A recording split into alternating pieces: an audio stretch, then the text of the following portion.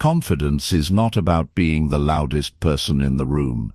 It's not about showing off, chasing approval, or trying to prove your worth to others. Real confidence is calm. It's steady. It's the quiet power that makes people stop and notice without you having to demand their attention. And the highest form of confidence is this: when nothing shakes you, nothing provokes you, and nothing controls you. Most people go through life reacting to everything, to criticism, to rejection, to chaos, to the opinions of others, and every reaction takes away a piece of their power. But when you learn to react to nothing, you stop giving away your energy. You become untouchable. You move through the world with a kind of presence that is both rare and dangerous, the kind of confidence that cannot be faked. In this audiobook, we will break down exactly how to build that kind of confidence. You will learn how to silence self-doubt, control your emotions, detach from outcomes, and carry yourself with the authority of someone who needs nothing and fears nothing. Each chapter will give you practical steps and timeless truths that, if applied, will transform not just how you feel about yourself, but how the world responds to you. This is not about pretending. This is about becoming. So take a deep breath, clear your mind, and prepare to step into the strongest version of yourself. Let's begin. Chapter 1. Stop explaining yourself. One of the fastest ways people drain their confidence is by constantly explaining themselves. Think about it. How many times have you found yourself giving long, unnecessary explanations just so people wouldn't judge you? Maybe you were late, and instead of simply saying "thank you for waiting," you launched into a 5-minute speech about traffic, your alarm, or how your phone died. Or maybe someone questioned one of your decisions, and you felt the need to justify every detail just to feel understood. Here's the truth. Confident people don't do that. They don't live in apology mode. They don't scramble to prove themselves to everyone. Why? Because they know their worth is not up for debate. When you stop explaining yourself, you instantly project strength. Your words carry more weight. Your presence commands more respect. Now, I'm not saying you should become rude or dismissive. This isn't about arrogance. This is about knowing when to keep it short, clear, and firm. Instead of justifying every move, you learn to stand by your choices. If someone asks why you're doing something, you don't need a full essay. A simple, confident response is enough. Think about how powerful it feels when someone says, "I chose this because it's right for me," and then stops. No over-explaining, no backpedaling. Just calm certainty. That's confidence. Every time you explain yourself unnecessarily, you send a silent message. I need your approval to feel okay. But every time you keep it short and let your choice stand on its own, you send a louder message. I don't need your permission. Here's a challenge for you for the next week. Catch yourself in the act. The moment you start piling on excuses or long explanations, stop. Replace them with something simple, firm, and direct. I can't make it. I've decided to go this way. That doesn't work for me. And then be silent. Let the silence carry the weight of your confidence. At first it will feel uncomfortable. You'll feel the urge to fill the space, to justify, to soften your words, but with practice, you'll discover something life-changing. The less you explain, the stronger you feel. People begin to take you more seriously. And most importantly, you begin to take yourself more seriously. Dangerous confidence begins with this small but powerful shift. Stop explaining. Stop over-justifying. Trust your choices. Stand by your words. Because the moment you no longer feel the need to explain yourself to everyone, you've already taken your first step toward becoming untouchable. Chapter 2. Master your inner voice. If you want to become dangerously confident, you have to start with the voice that speaks the most to you, the one in your own head. That voice is either your greatest weapon or your biggest enemy. It's either building you up or it's tearing you down. And here's the thing most people never realize. The way you speak to yourself in private eventually shows up in how you show up in public. Think about it. If your inner voice is constantly saying, "I'm not good enough, I always mess things up, people are probably judging me," how do you think you'll act when you walk into a room? Nervous, hesitant, small. But if your inner voice says, "I can handle this, I've done harder things before, I'm exactly where I need to be," you walk into the same room, taller, calmer, and sharper. Same person, different voice. And that difference changes everything. Confidence doesn't start with applause, achievements, or attention. It starts in your mind. It starts with the words you allow to echo inside your head. You can't control what everyone says about you, but you can control what you repeat to yourself every day. The mistake people make is waiting for life to validate them before they change that inner voice. They think, once I succeed, I'll feel confident. Once people respect me, I'll talk to myself better. But it works the other way around. You don't wait for proof. You create proof. You start speaking to yourself like someone worthy of respect, and then your actions begin to follow that belief. Here's the secret. Your brain believes repetition. Whatever you repeat to yourself becomes your truth. Say you're weak long enough, and you'll start to shrink into weakness. Say you're capable, strong and calm long enough, and you'll start to rise to meet those words. The inner voice is like a thermostat. It sets the temperature of your confidence. If it's low, you'll always sink back down, no matter how much outside success you taste. If it's high, you'll rise above challenges because you believe you belong at that level. So, how do you master this inner voice? Start by catching it in the act. Pay attention to the quiet lines you whisper to yourself during the day. When you mess up, do you say, "I'm so stupid," or do you say, "That's okay, I'll do better next time"? When you look in the mirror, do you find every flaw, or do you remind yourself that you're showing up, you're improving, and you're worthy? These small moments shape everything. The goal isn't fake positivity. You don't have to tell yourself you're perfect. Dangerous confidence isn't about lying to yourself. It's about speaking with strength, even when things aren't perfect. It's about choosing words that build, not words that destroy. For example, instead of "I can't handle this," you say, "This is hard, but I'll figure it out." Instead of "I always fail," you say, "Every setback teaches me something that makes me stronger." When you start directing your inner voice, instead of letting it run wild, you'll notice something powerful. You'll stop reacting so harshly to challenges, criticism and rejection. Why? Because your mind is already trained to back you up. It becomes your strongest ally, instead of your worst critic. Let me give you a challenge. For the next 30 days, every morning tell yourself 3 things out loud. I respect myself. I can handle anything that comes today. I don't need anyone's approval to move forward. It may feel awkward at first, but say those lines every day, and watch how your body starts to carry them. Watch how your energy changes in conversations. Watch how you walk into situations differently. Your inner voice is the foundation of your confidence. Master it, and you won't just appear confident. You'll feel it in your bones. And once you feel it, no one can take it from you. Because here's the truth. Confidence isn't what happens when others believe in you. Confidence is what happens when you believe in yourself first. And that belief begins with the voice inside your head. Chapter 3.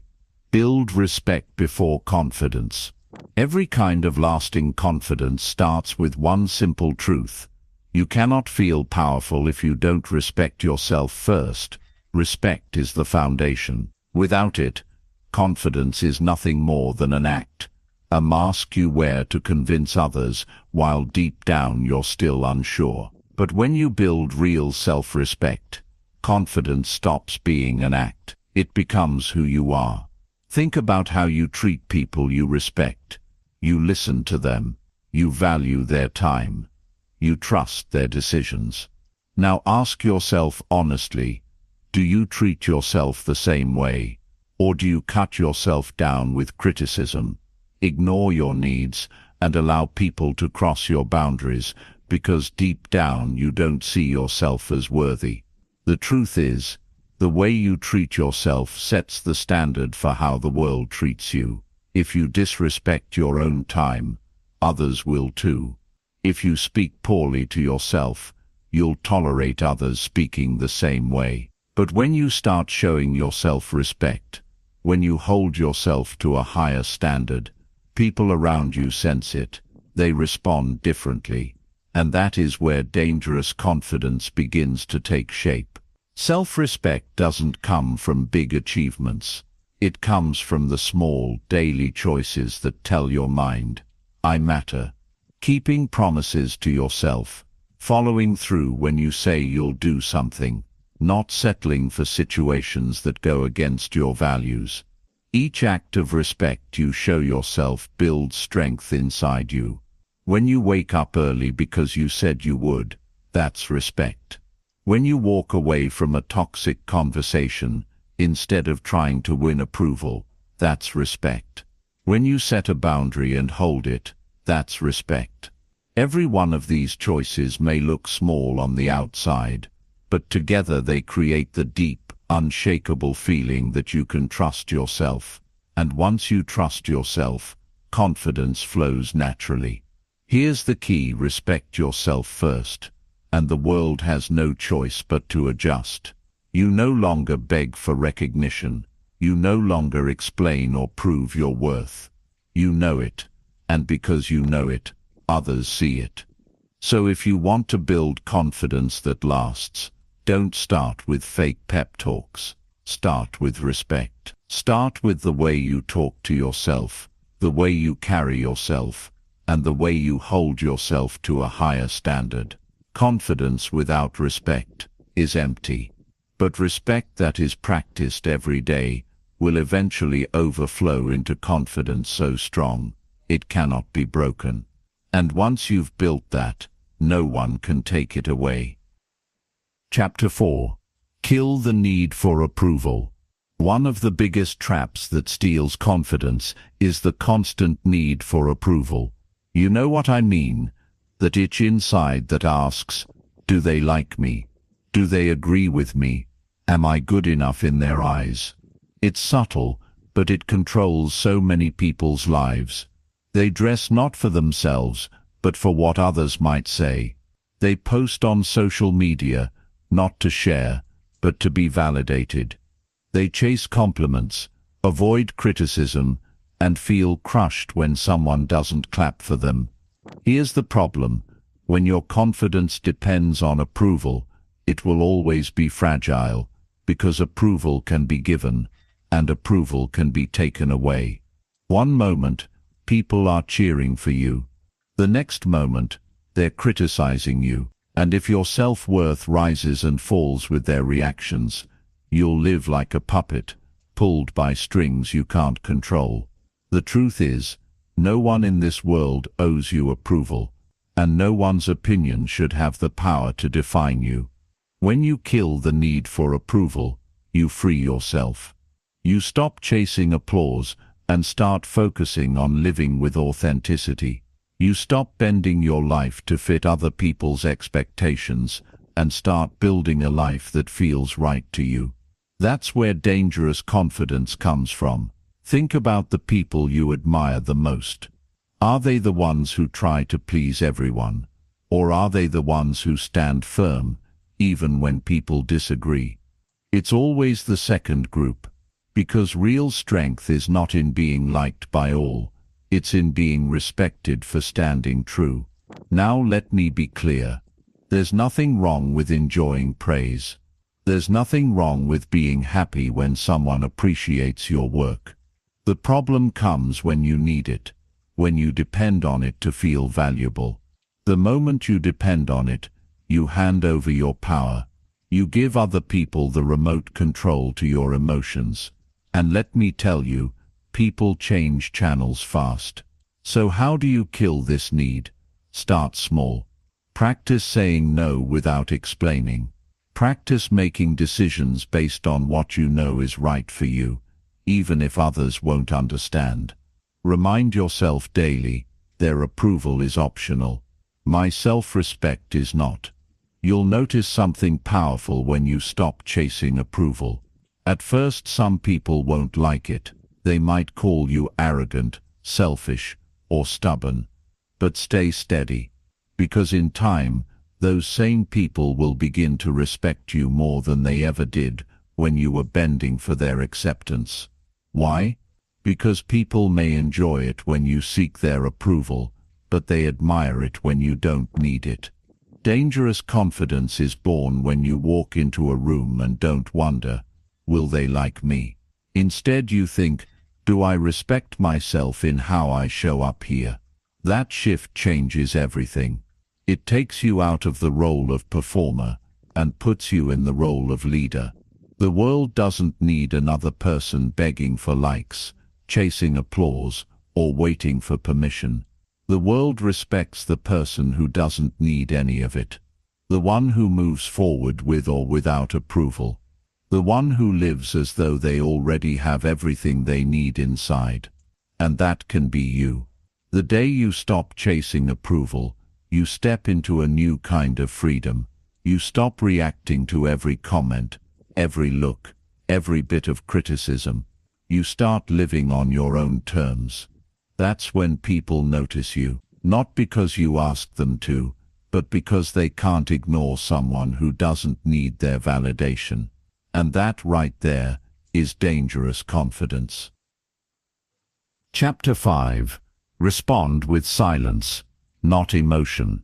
One of the greatest signs of confidence is not how loud you can be, but how quiet you can remain. Most people believe strength is about having the last word, about showing everyone how smart or sharp they are. But true strength is often the opposite. It's the ability to stay calm, stay silent, and not be pulled into every emotional battle. Think about it. How often do people lose their power because they couldn't keep quiet? Someone criticizes them, and they snap back. Someone disrespects them, and they explode. Someone challenges them, and they rush to defend themselves. In that moment, they think they're showing strength, but really, they're showing that their emotions are in control. And when your emotions control you, your power is gone. Silence, on the other hand, is disarming. It's unsettling. When people expect a reaction, and you give them nothing, they don't know how to handle it. They push, and you don't move. They attack, and you stay steady. That's what makes silence powerful. It shows that you are not easily shaken, that you cannot be manipulated. Now, let's be clear. Silence doesn't mean weakness. It doesn't mean you let people walk all over you. It means you choose your responses carefully. It means you refuse to waste energy on pointless battles. When you respond with silence, instead of raw emotion, you buy yourself time to think. You give yourself space to decide if the situation even deserves your attention. Imagine someone trying to provoke you. Maybe they insult you in front of others, expecting you to blow up. Most people would take the bait. But if you stay calm, if you look at them and simply choose silence, suddenly the spotlight shifts. They start to look foolish, not you. Why? Because you've shown that their words didn't penetrate. You've shown that you are in control. There's another layer to this. Silence not only protects your power, It also makes your words stronger when you finally choose to speak. If you speak less, but with calm authority, people listen. They know you don't waste words. They know if you're speaking, it matters. That's how leaders talk. That's how confident people carry themselves. So how can you practice this? Start by noticing your triggers. Pay attention to the moments when you feel your emotions boiling. When someone criticizes you, when they disagree, when they mock, that's the moment to pause. Don't rush to react. Breathe. Let silence do the work for you. 9 times out of 10, you'll realize that you don't even need to respond. And in the rare times you do, your response will come from strength, not impulse. You don't owe everyone a reaction. You don't have to defend yourself every time someone questions you. You don't have to fight every little battle. Sometimes, the strongest thing you can do is nothing at all. Silence is not empty. It's full of power. Think about how this changes the way people see you. The person who reacts emotionally is predictable, easy to control, but the person who can stay silent, calm, and unbothered, that person is dangerous, because you can't push them around. You can't get under their skin. You can't break their focus. Dangerous confidence is not in shouting louder than others. It's in standing tall while others shout at you, and you don't move. It's in choosing silence when others expect a storm. It's in showing that your emotions belong to you, not to anyone else. The next time someone tries to pull you into their drama, remember this: silence is your shield, silence is your strength, and silence is your power. Use it, and you'll discover just how unshakable you can be. Chapter 6. Let your body speak first. Before you ever open your mouth, your body is already telling the world who you are. People see how you walk, how you stand, how you sit, how you look at them, and in just a few seconds, they've already formed an opinion, long before you've said a single word. That's the silent language of confidence, and it's often louder than anything you could ever say. Here's the truth: if your words and your body language don't match, people will always believe your body. You can say, "I'm confident," but if you're slouched over, avoiding eye contact, fidgeting with your hands, nobody buys it. On the other hand, you could say very little, but if your posture is strong, your eyes steady, your movements calm, people feel your presence. So what does it mean to let your body speak first? It means you walk into a room like you belong there. It means you stand tall, shoulders back, chest open, head held high, not in arrogance, but in quiet certainty. It means your handshake is firm, not rushed. It means you make eye contact without flinching, without darting away, without apologizing for being seen. Think about the people you naturally respect when they walk in. They don't have to announce themselves. They don't have to prove anything. Their presence says it all. That's not an accident. That's body language. Your body is always training your mind too. If you sit small, you feel small. If you carry yourself like you're hiding, your mind starts to believe you should hide. But if you sit upright, if you expand your posture, if you move with purpose, your mind receives the message: I am strong, I am steady, I belong here. The mind and body are connected. And if you want confidence, sometimes the fastest way to shift your mind is to shift your body first. Now don't mistake this for acting or pretending. This isn't about faking who you are. It's about removing the signals that sabotage you. It's about cutting out the habits that make you look uncertain, the hunched shoulders, the nervous fidgeting, the darting eyes. Those little habits send out silent messages that you don't even notice, but others pick up on immediately. And once you cut them, you start carrying yourself differently. Here's a practical tip. The next time you walk into a room, pause at the doorway. Take one calm breath. Straighten your posture. Roll your shoulders back. Lift your head slightly, and then walk in at a steady pace. No rush, no hurry. Just presence. That single adjustment changes how people see you and how you see yourself.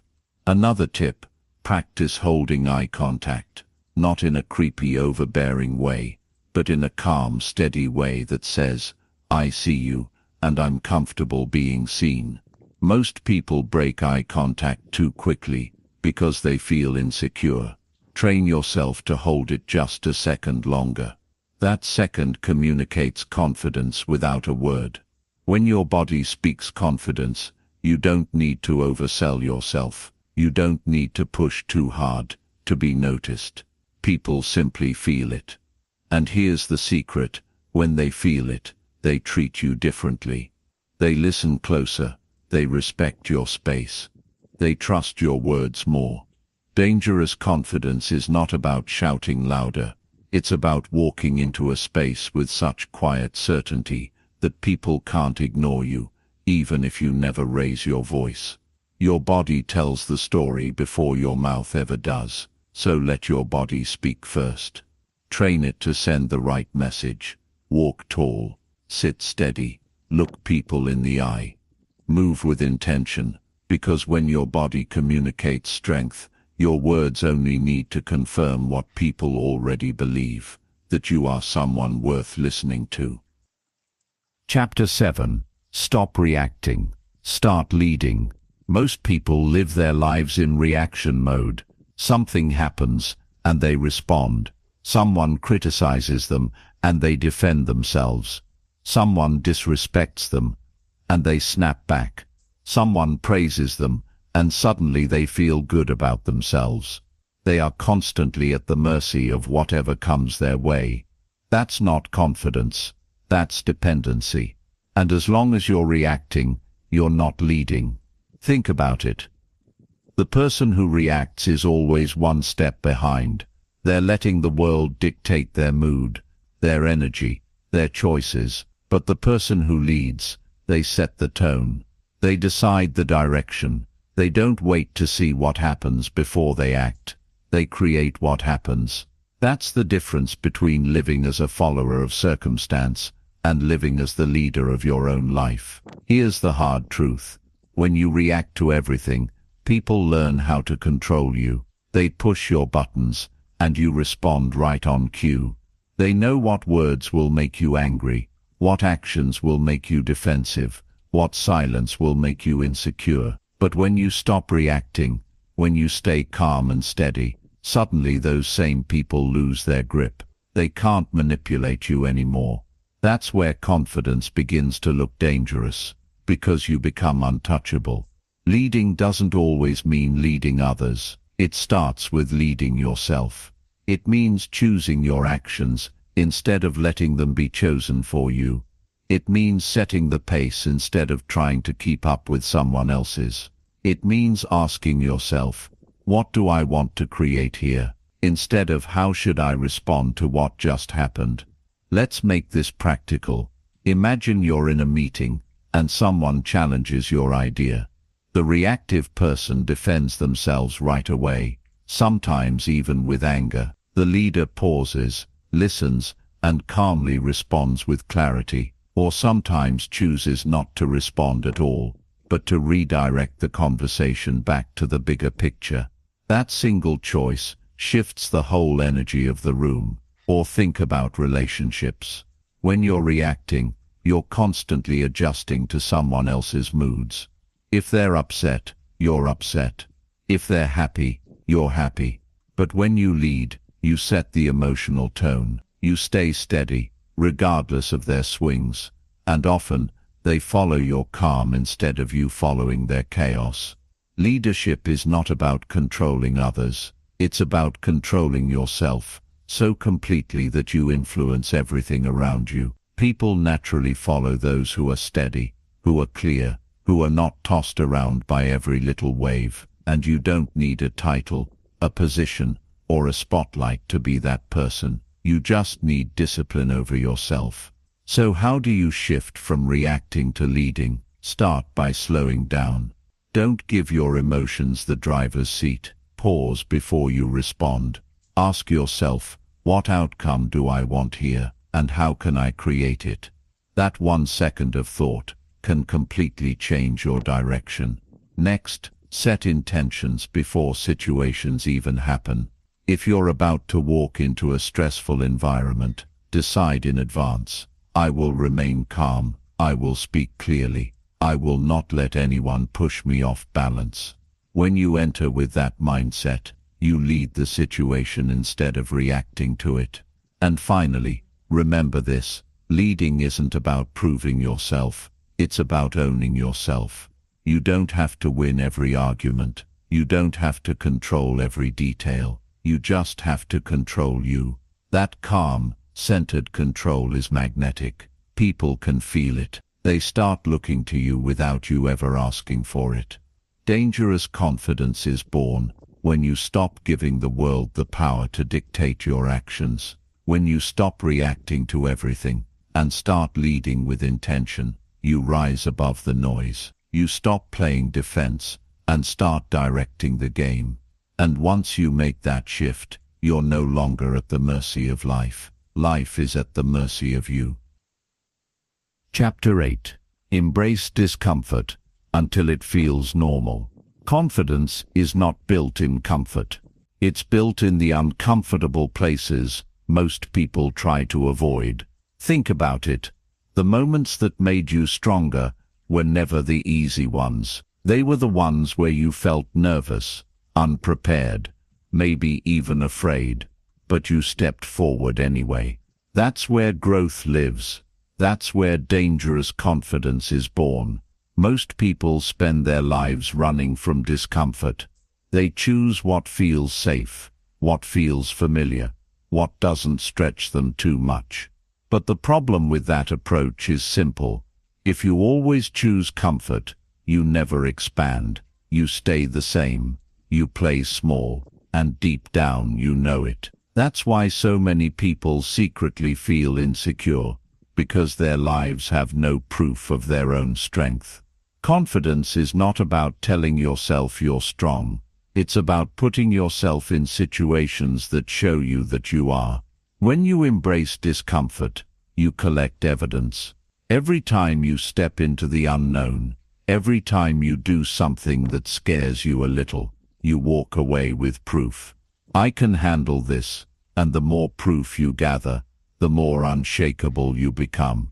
Here's the secret: discomfort doesn't go away. You never reach a point where life stops testing you, but you can train yourself to get comfortable being uncomfortable. That's the shift. Instead of seeing discomfort as danger, you start seeing it as training. Instead of running from it, you lean into it, and soon, what used to terrify you feels normal. Think about the first time you tried something new, maybe speaking in front of a group, starting a project, or walking into a room full of strangers. You probably felt nervous, maybe even shaky, but if you kept doing it, the fear faded. It became easier. Why? Because repetition rewires your brain. What once felt impossible becomes routine. That's the power of embracing discomfort. So how do you start? Begin small. Push yourself into situations that stretch you just beyond your comfort zone. Speak up in a meeting when you'd normally stay quiet. Strike up a conversation when you'd normally avoid it. Take on a challenge you'd usually decline. Every little push builds your capacity. Then go bigger. Take on goals that scare you, not because you might fail, but because they'll force you to grow. The gym teaches this principle well. If you only lift what's easy, you never build muscle. The growth happens when you pick up something heavy, when your body shakes, when you feel the strain. Life works the same way. Your mental and emotional muscles only grow under resistance. And here's what's beautiful. The more you embrace discomfort, the more resilient you become. You stop being afraid of failure because you've faced it before. You stop avoiding challenges because you've proven you can rise through them. You stop doubting yourself because you have evidence that you can survive what others can't. That's the root of confidence, not words but lived experience. So the next time you feel fear creeping in, pause and reframe it. Instead of saying, "I don't want to feel this," tell yourself, "This is where I get stronger." That simple shift changes everything. Suddenly discomfort is not the enemy, it's your greatest teacher. Dangerous confidence is not about living an easy life. It's about living a life that constantly stretches you, constantly grows you, constantly reminds you of your own power. Embrace discomfort. Seek it. Live in it until it feels normal. Because once you do, nothing the world throws at you will ever feel too big. You'll have trained yourself to thrive where others retreat. And that's when people begin to notice that quiet, steady power in you, the kind of confidence that cannot be broken. Chapter 9. Speak less. Command more. Have you ever noticed how the most powerful people in the room are usually the quietest? They don't rush to fill every silence. They don't try to dominate the conversation with endless words. Instead, they wait. They listen. And when they finally do speak, everyone leans in. That is not an accident. That is confidence. Most people talk too much because they're uncomfortable with silence. They're afraid if they don't keep speaking, they'll lose attention, or worse, they'll be forgotten. So they pile on words, explanations and stories, hoping to convince people of their worth. But here's the reality. The more you talk without purpose, the weaker your words become. Confidence is not about how much you say. It's about how much weight your words carry. And the way to give your words weight is simple. Speak less, mean more. Every sentence should have intention. Every response should have calmness. Every pause should remind people that you're not rushed, not desperate, not trying too hard. Think about this: when someone speaks constantly, people tune them out. But when someone holds back, speaks only when it matters, people pay attention. Silence builds anticipation. Few words delivered with clarity build authority. That's why leaders, true leaders, are never chatterboxes. They don't waste energy trying to be heard. They conserve energy and use their words like a sharp blade, precise, direct, effective. So how can you practice this? First, slow down. Don't rush to answer every question immediately. Give yourself a moment. That pause alone communicates confidence. It shows you're not scrambling for approval.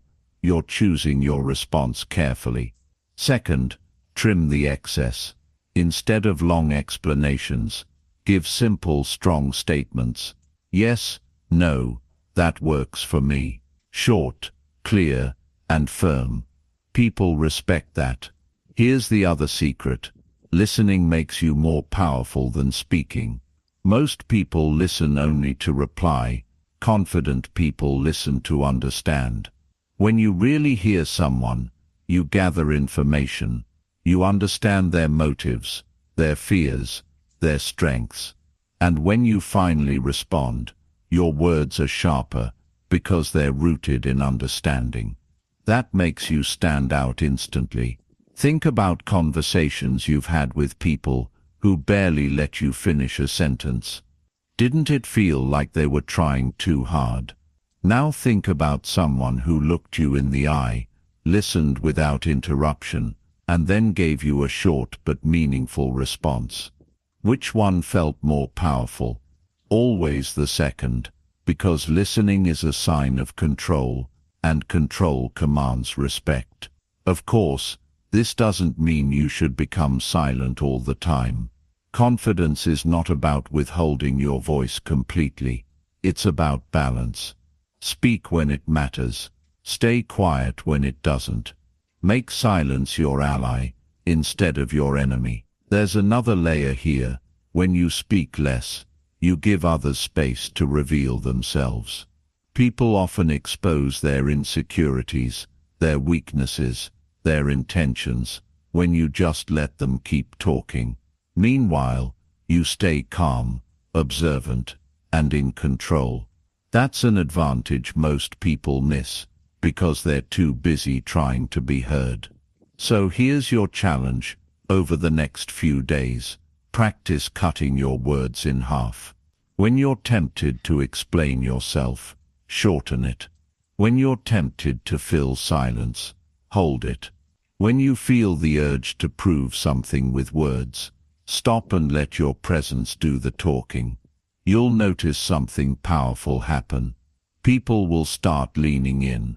They'll start asking for your opinion, instead of ignoring it. They'll respect your words more, because you don't throw them around carelessly.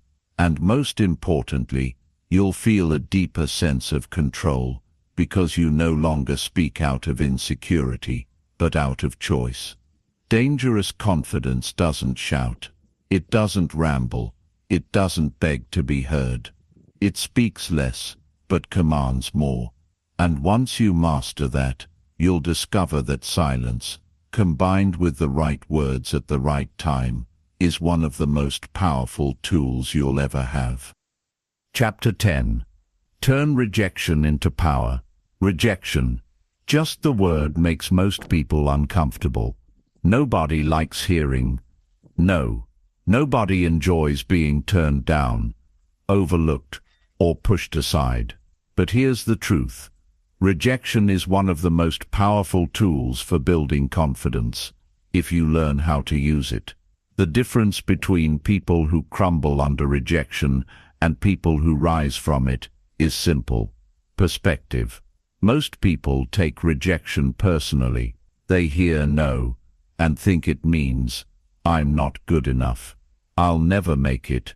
I should give up. They attach rejection to their identity instead of seeing it for what it really is. Feedback. A redirection. A test. A moment designed to make them stronger, not smaller. Think about this.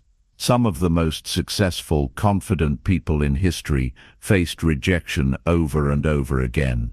Authors had their books turned down by dozens of publishers before becoming bestsellers.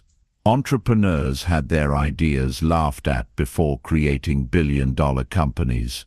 Athletes were cut from teams before becoming legends. The rejection didn't destroy them. It built them. It toughened their skin. It forced them to sharpen their skills.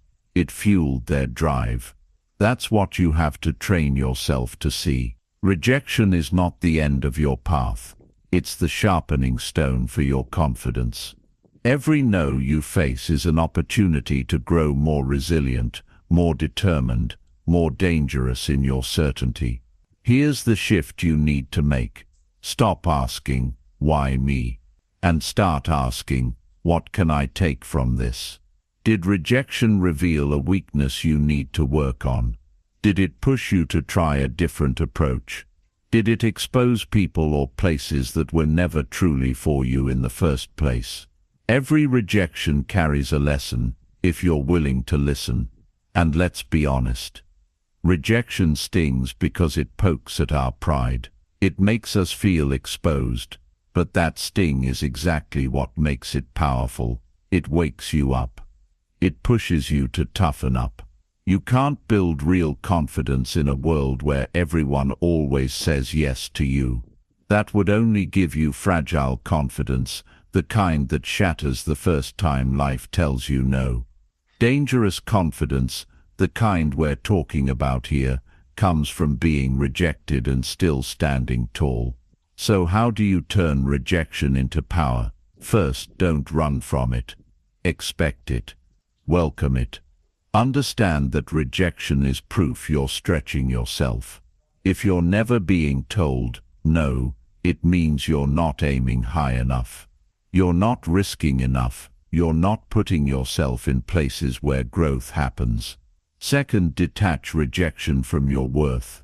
A no to your idea, Your request or your effort is not a no to your value as a person. It's just information. Nothing more. Learn to separate the two, and rejection loses its ability to crush you. Third, use rejection as fuel. Let it light a fire under you. Let it push you to prove not to them, but to yourself, that you are capable of more. Think of every rejection as a weight in the gym. Each one makes you stronger if you keep lifting. Here's a mindset you can carry. Every no brings you closer to the right. Yes. Every door that closes forces you to find a better door. Every person who turns you down makes room for the people who truly value you. Rejection clears the path for what's meant for you, but only if you keep walking forward. Dangerous confidence is not built by avoiding rejection, it's built by facing it head-on, over and over, until no doesn't scare you anymore. Until you realize rejection doesn't define you, it refines you. So the next time you hear, no, don't shrink. Don't retreat, stand taller. Tell yourself, good, this is my chance to grow. This is proof I'm in the arena, not sitting on the sidelines. And then keep moving forward. Because the person who is no longer afraid of rejection is unstoppable, and that person can be you. Chapter 11. Detach from outcomes. One of the strongest moves you'll ever make in life is learning to let go of the outcome. Most people tie their entire sense of worth to results. If things go well, they feel good. If things fall apart, they feel broken. Their emotions rise and fall like a roller coaster because they're attached to what happens next. But confidence, real, dangerous confidence, comes when you learn to detach from outcomes and anchor yourself in who you are, not what happens. Think about it. How many times have you held back from taking action because you were afraid it wouldn't work out? You didn't apply for the job because you feared rejection. You didn't speak up because you worried about how people might react. You didn't take the risk because you were obsessed with the possibility of failure. That's attachment to outcome. It keeps you paralyzed, controlled by fear of what might or might not happen. But when you detach, something changes. You stop obsessing about whether people will like it, accept it, or applaud it. You give your best effort and let the results take care of themselves. That's where freedom lives. That's where you unlock a level of confidence most people never experience. Detachment doesn't mean you stop caring. It doesn't mean you don't try. It means you stop chaining your identity to the result. You focus on what you can control, your effort, your attitude, your preparation, and you release the rest. The outcome is feedback, not definition. Think of the athlete who trains for months, but knows they can't control the referee, the weather, or the opponent's performance. All they can control is how prepared they are, how much effort they bring, and how focused they stay. That's detachment. They give everything, but their self-worth isn't destroyed. If the scoreboard doesn't go their way, they live to fight again. When you detach from outcomes, you also become harder to manipulate. People can't dangle rewards in front of you to control your actions. They can't threaten you with loss to make you desperate. You are free because you've already decided.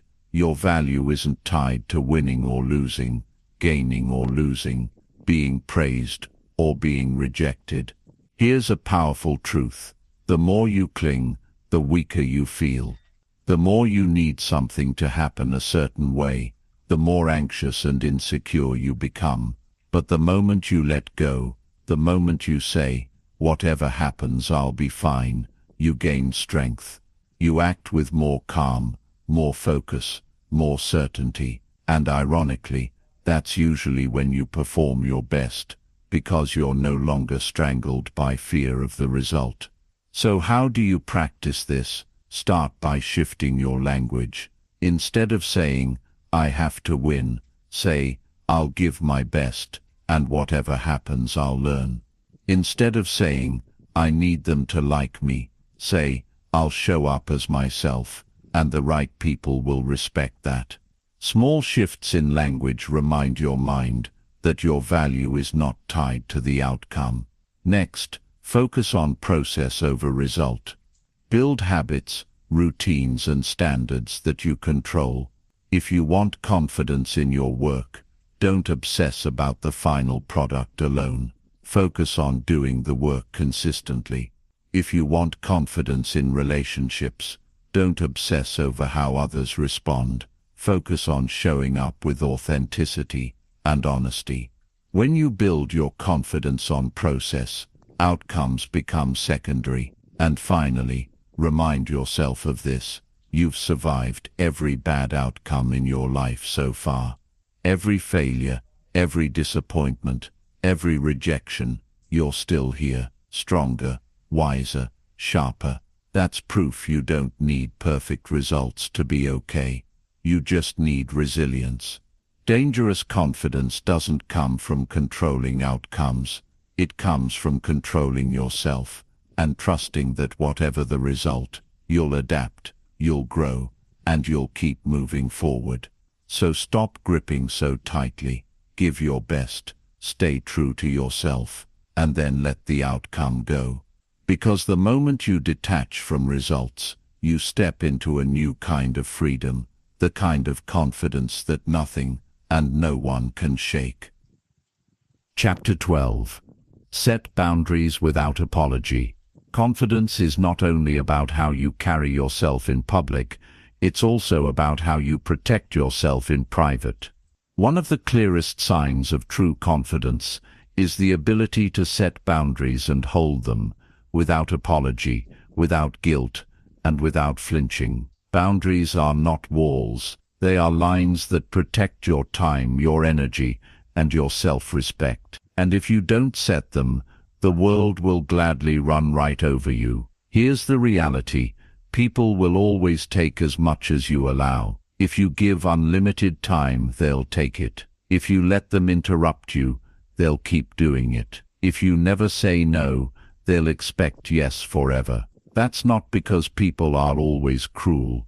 It's because human nature pushes against limits. And if you don't have limits, you'll always feel drained, resentful, and powerless. Confidence means you know your value. And when you know your value, you protect it. You don't throw your time away on things that don't matter. You don't allow toxic people to drain you. You don't keep saying yes when you know inside your answer should be no. Saying no doesn't make you selfish. It makes you strong. It proves that you respect yourself enough to protect your peace. Think about how many times you've said yes just to avoid conflict. Maybe you agreed to plans you didn't want, took on work you couldn't handle, or allowed someone to speak to you in a way that made you feel small. Each time you did, a little piece of your confidence weakened.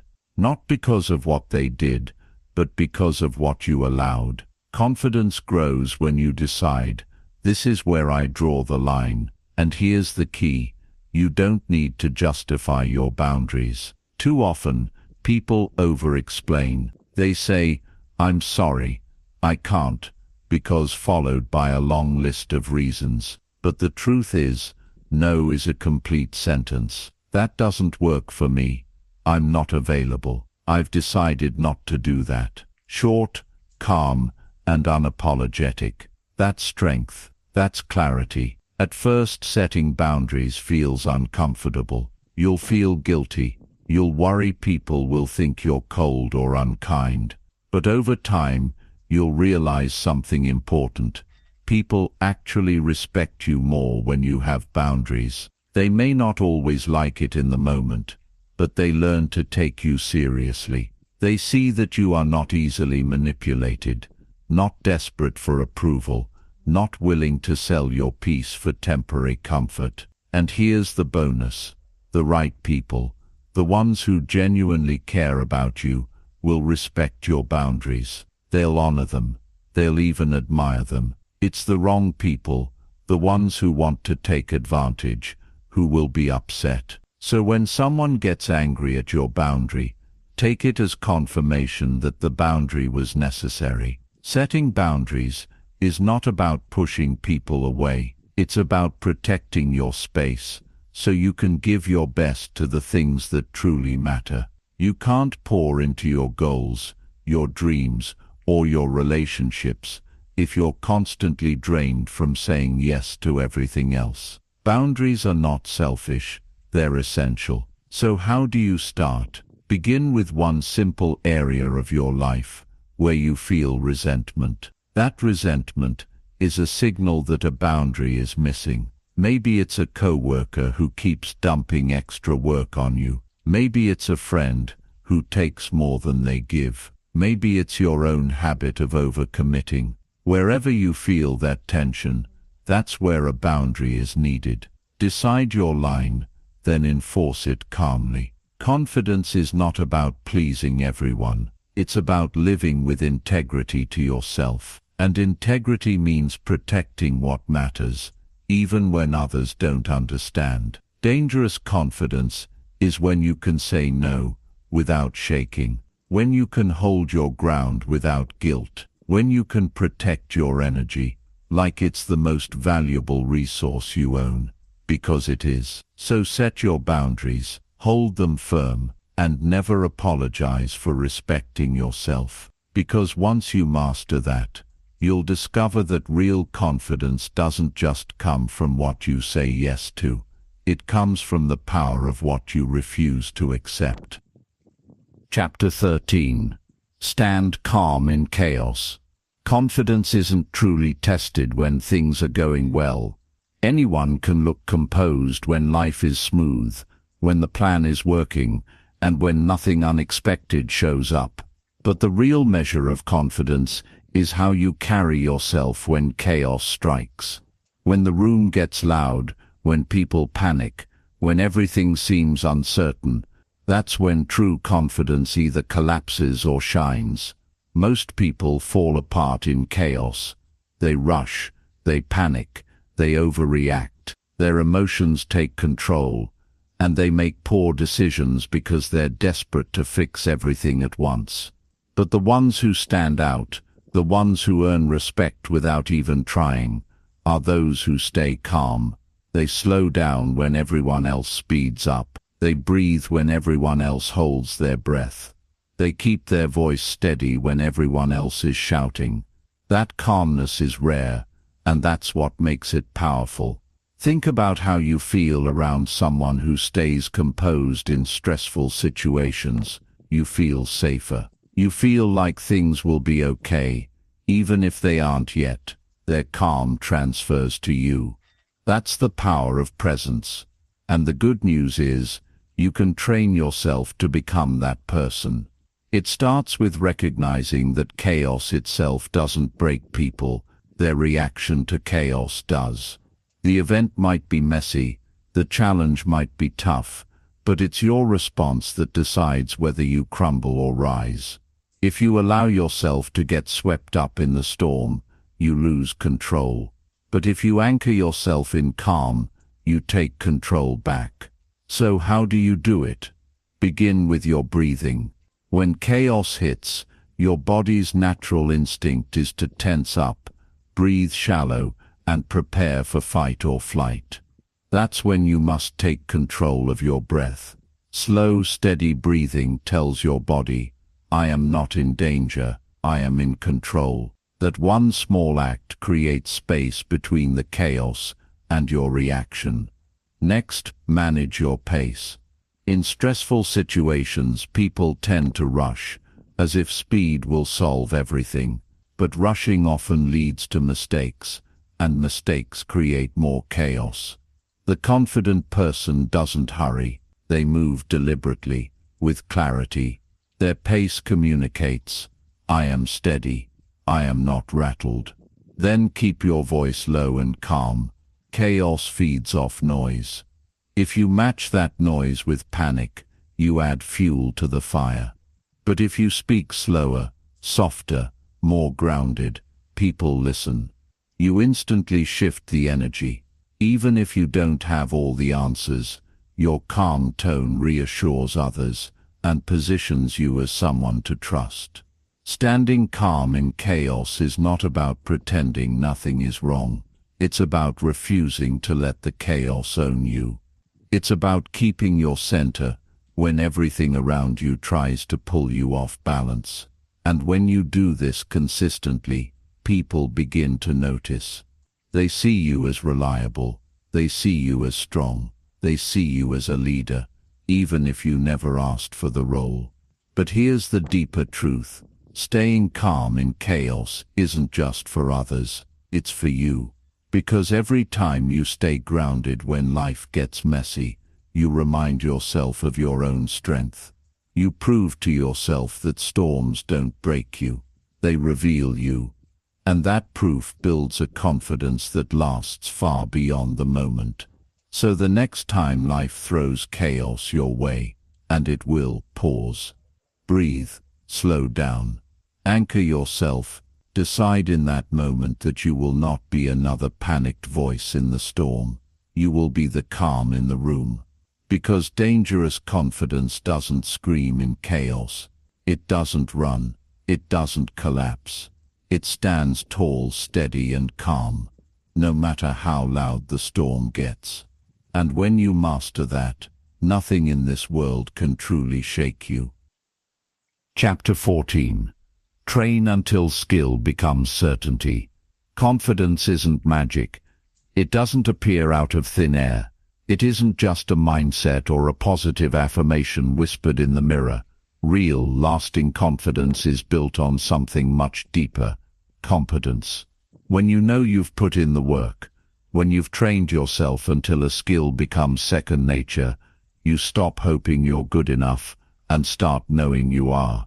That shift from doubt to certainty is where dangerous confidence is born. Think about anything you've ever mastered, big or small. Maybe it was learning to drive, cooking a dish, or speaking in front of a group. At first you were nervous. You questioned yourself. But the more you practiced, the smoother it became. And one day what once felt terrifying started to feel natural. That's the power of training. Repetition turns fear into familiarity. Most people want confidence without putting in the reps. They want to feel certain before they've earned certainty. But it doesn't work that way. You don't wait to feel confident in order to act. You act again and again, until your actions create confidence. The truth is, skill builds belief. Every time you show up, every time you practice, every time you push through mistakes, you carve confidence into your bones. And here's the key. It's not just about practicing, it's about practicing with intention. Half effort doesn't build confidence. Going through the motions doesn't create mastery. You have to push yourself past easy comfort. You have to stretch your limits. Because when you know you've trained harder, longer, and sharper than most people ever will, you walk into any room differently. You don't have to brag about it. You don't have to convince anyone. The certainty shows in how you move, how you speak, how you carry yourself. Think of a professional athlete stepping onto the field. They don't stand there wondering if they can do it. They've already trained for it 1,000 times. The repetition has built muscle memory. Their body knows what to do. Their mind knows they can handle the pressure. That's what training gives you. Certainty that no one can take away. Now imagine applying that same principle to your own life, to your career, to your communication, to your relationships. Imagine putting in the kind of practice where your skills are so sharp, you no longer question yourself. You just perform. That's the kind of quiet power that people feel without you having to announce it. So how do you start? First, identify the areas where doubt holds you back. Is it speaking with confidence? Is it leading others? Is it staying calm under pressure?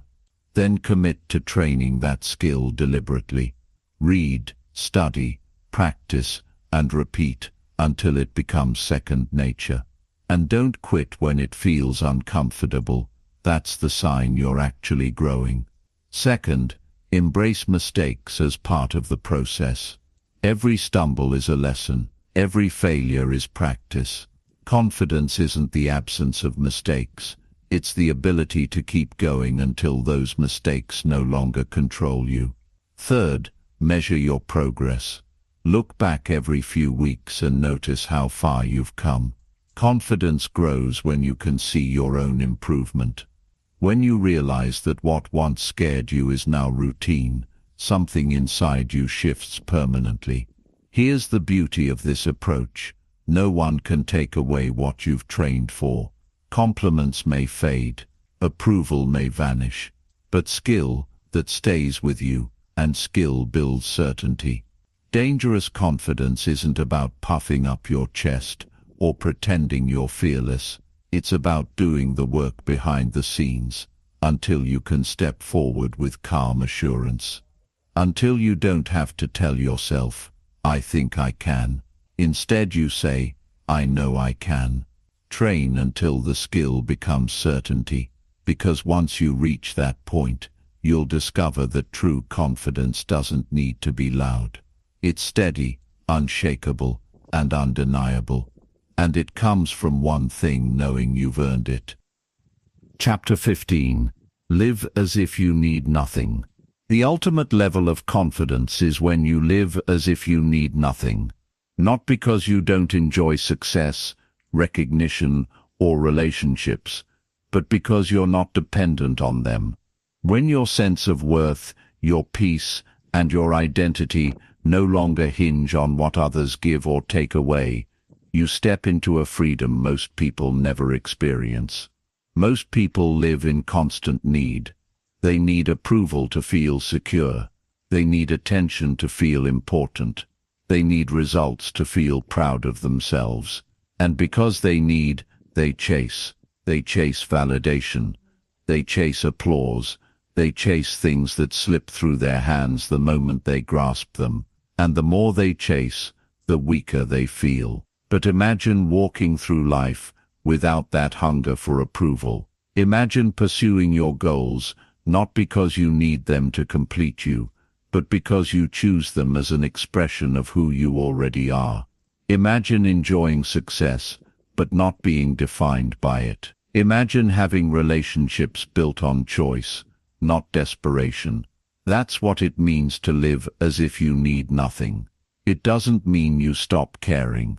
It doesn't mean you isolate yourself or reject good things. It means you build yourself up so strongly on the inside that you don't crumble if those things disappear. You carry your own validation, your own peace, your own power. That's what makes you dangerous, because no one can use need against you. Think about it. When someone desperately needs approval, they can be manipulated. When someone desperately needs money, they can be bought.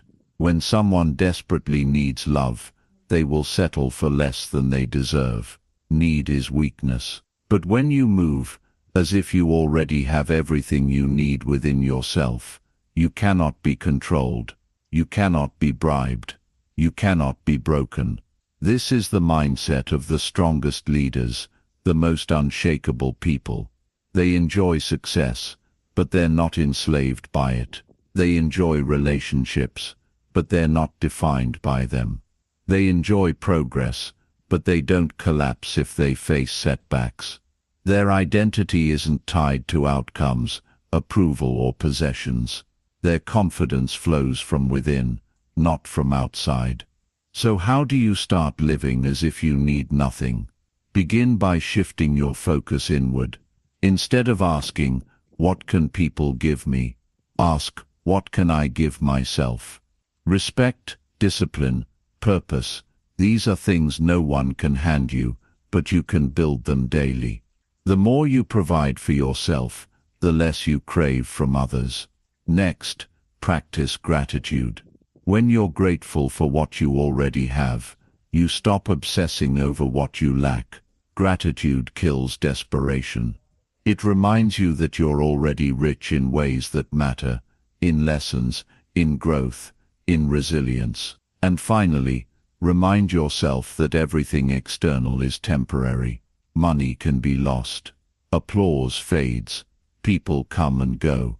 But who you are, what you stand for, and how you carry yourself, that's permanent. Build your foundation on that, and you'll never fear loss.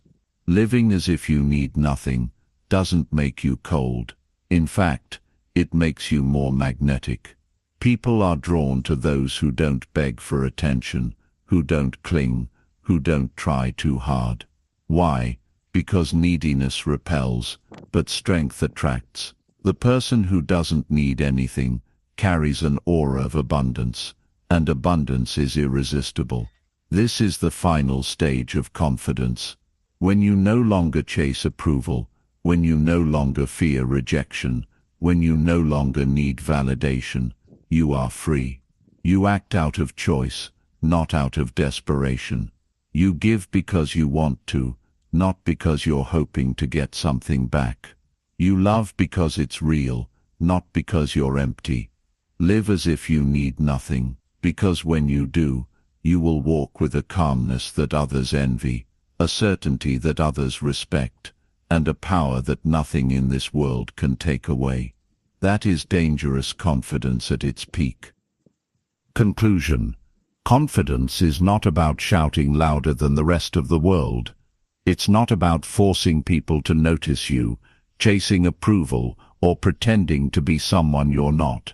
Confidence is calm, it's steady. It's the kind of presence that doesn't need to prove itself, because it already knows its own value. And the most dangerous form of confidence, the kind this audiobook has been guiding you toward, comes from one simple truth: you react to nothing, and therefore nothing controls you. Over these chapters, we've walked through the principles that build that kind of unshakable self-belief. You've learned how to stop explaining yourself, how to master your inner voice, how to build respect before confidence, and how to kill the need for approval. You've discovered the power of silence, the authority of body language, and the shift from reacting to leading. You've been reminded that discomfort is where growth lives, that speaking less commands more, and that rejection can become your fuel. You've seen the strength in detaching from outcomes, setting boundaries without apology, standing calm in chaos, and training until skill becomes certainty. And finally, you've been shown the ultimate level of confidence, living as if you need nothing. This journey is not about perfection. It's about progress. It's about building yourself day by day into someone who no longer bends to every opinion, who no longer crumbles under pressure, who no longer waits for permission to step into their own power. True confidence is quiet, but it's undeniable. It doesn't need to announce itself, because it's written in the way you move, the way you speak, and the way you carry yourself through the storms of life. So take these lessons and live them. Don't just understand them in theory, apply them. Use them in conversations, in challenges, in the moments when life tries to shake you. And remember, this is not about becoming someone else. It's about becoming the strongest version of yourself. Because when you learn to react to nothing, you gain control over everything. You become untouchable. You become steady in a world full of noise. You become a person others can't ignore, not because you demand attention, but because your presence itself commands it. That is the power of dangerous confidence, and it's already inside you, waiting to be claimed. Now go out and live it.